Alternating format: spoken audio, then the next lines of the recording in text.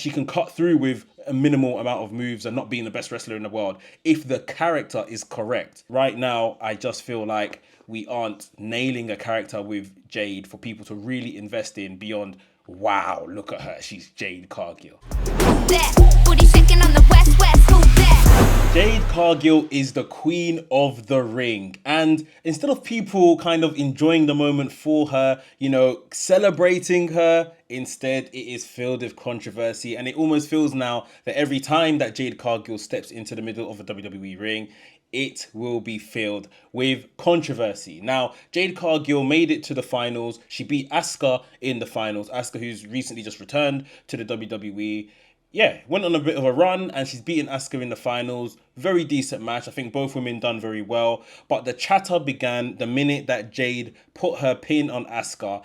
And when it was about to go to 3, Jade kind of slipped off the pin. Everyone kind of moved. So people are saying the pin was botched. I believe Asuka's shoulders were still on the mat. However, it optically, aesthetically didn't look like the cleanest of finishes.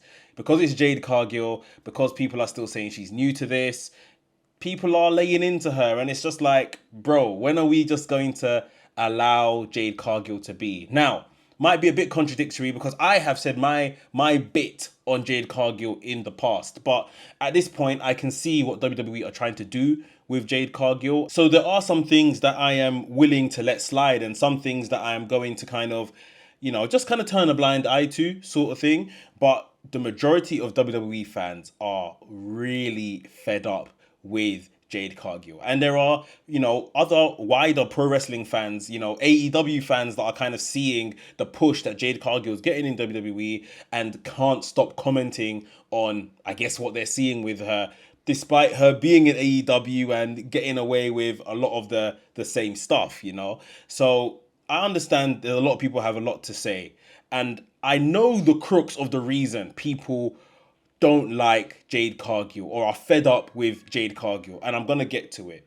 But there are a lot of things that, kind of I stand with them, or should I say, I understand what the issues are with WWE fans and the likes of their opinions with Jade Cargill. So we're going to get into maybe a few of them today, right?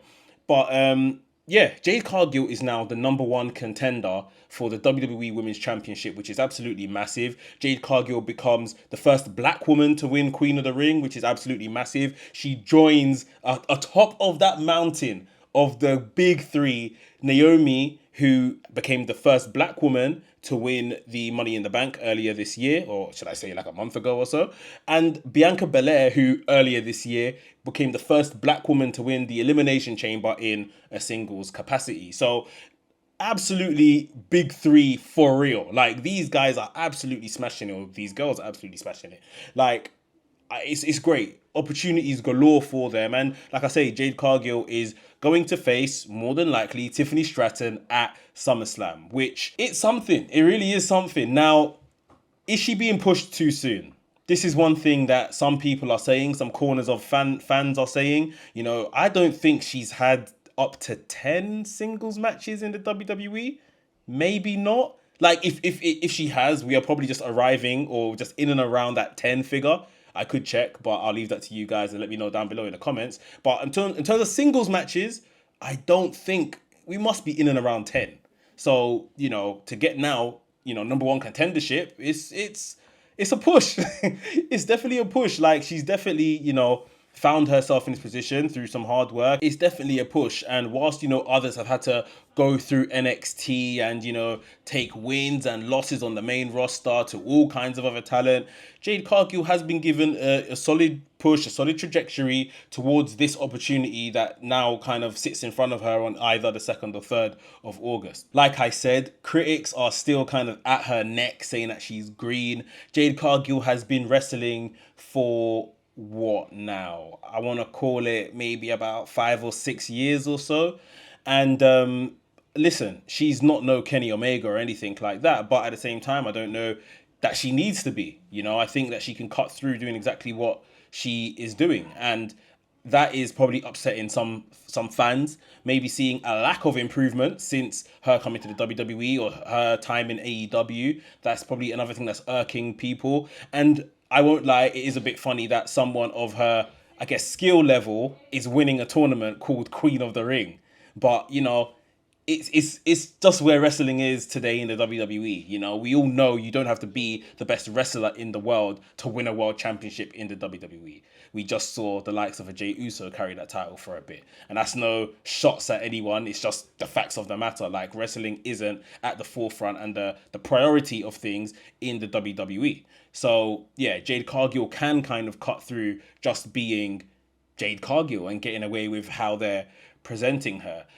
The actual thing that I think that people do not like about Jade Cargill, you know what? I don't even think it's a do not like. I just don't think people connect with her. And I said this before. I just think that she is, if anything, being miscast right now in the WWE. Jade Cargill is a heel. Jade Cargill is a bad guy or a bad girl or a baddie even. Like, Jade Cargill doesn't need to be kind of, on the face side of things, because I don't feel like people like her like that. People are wowed by Jade Cargill. They love what they see. The presentation is immaculate, and going to WWE only amplified all of that sort of thing. But Jade Cargill doesn't kind of draw sympathy as a babyface should. There's not like, she's not often put in babyface situations that we feel sorry for Jade Cargill. Even when Naomi beat her up, left her on a car bonnet, people are like, who done it? As opposed to, oh, like, I feel bad for Jade Cargill or anything like that. And of course, it was all kayfabe anyway. But like, I just don't feel like people care for Jade Cargill. Her character is just very braggadocious. Like, that's the nature of her character. She's a heel, but she's not like booked as a heel. And when they start doing Jade Cargill versus Tiffany Stratton, there may be some difficulties around how they're gonna book these two supposed faces against each other. Because even Tiffany's a baby face and the crowd absolutely love her, go crazy for her. But Tiffany Stratton is low key a heel at heart as well. So I think this is the one thing that they are not doing correctly with Jade Cargill, which fans then can't get invested in or struggle to get invested in beyond the presentation, right? That is where I feel like they are getting her wrong. And she can cut through with a minimal amount of moves and not being the best wrestler in the world if the character is correct. But I wouldn't say they've nailed the character yet. They're not doing what is kind of true to Jade Cargill. If anything, she's a tweener. And I know we don't really like that term, we don't want to sit on the fence. You're either this or you're either that. You're either a babyface or you're either a heel. And right now, I just feel like we aren't nailing a character with Jade for people to really invest in beyond, wow, look at her, she's Jade Cargill. So yeah, I think that's one thing that we really need to get wrong. But like I said, it's not all that bad. Like, let's be honest. We have seen these types of characters cut through in wrestling for ages. Look at Goldberg, who you could even loosely say Jade Cargill is based off.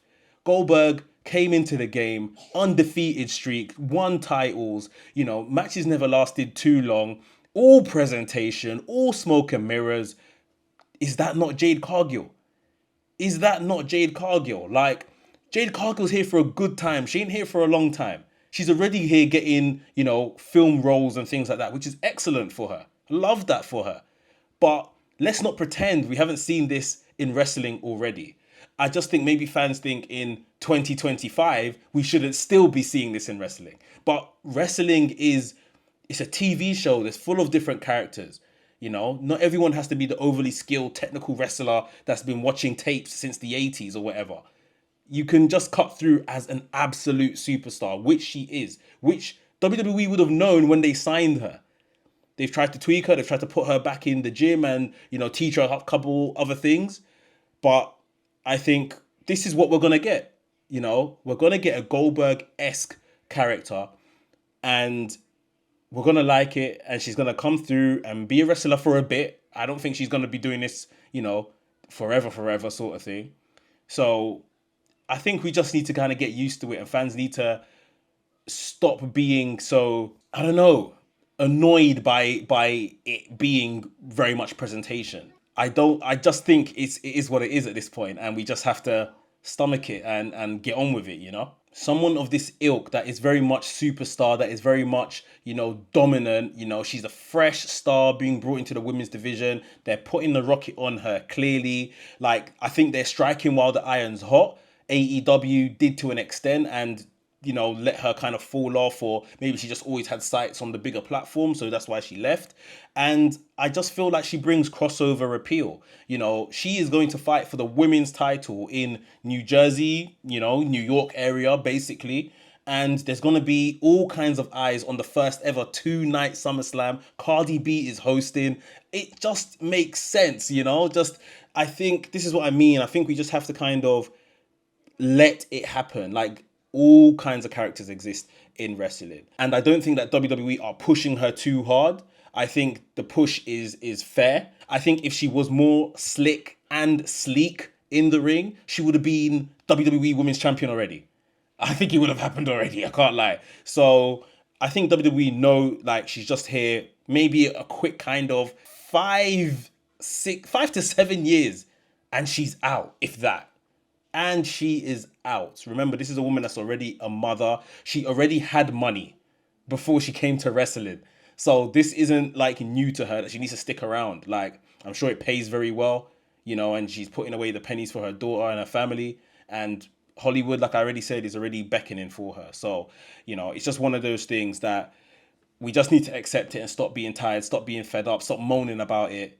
This is Jade Cargill. This is what we're going to get, Eat it, basically. And just to kind of wrap this up, I don't feel like even if she wins at SummerSlam, it's going to be the official crowning. I think she could get the win at SummerSlam and Naomi cashes in immediately. And I would absolutely love that, because I feel that is excellent for the story that they have been telling with these guys. And then if we eventually get back round to, say, WrestleMania next year, Jade Cargill versus Naomi for the Women's Championship, Jade Cargill can win it there, have her official crown in there, and then go on a little run from there. Because I still believe this is early for Jade, but to kind of give her, dangle the carrot over Jade and then take it away, I think could be awesome. I think it could be really, really fun. So that's how I would book it. Let me know what you think down below in the comments. Do wrestling fans just need to get on with it now in regards to Jade Cargill and kind of stomach that this is what they're going to get? Or if you want to see more from Jade Cargill, let me know down below in the comments how you feel about Jade Cargill, because I want to see what you're saying.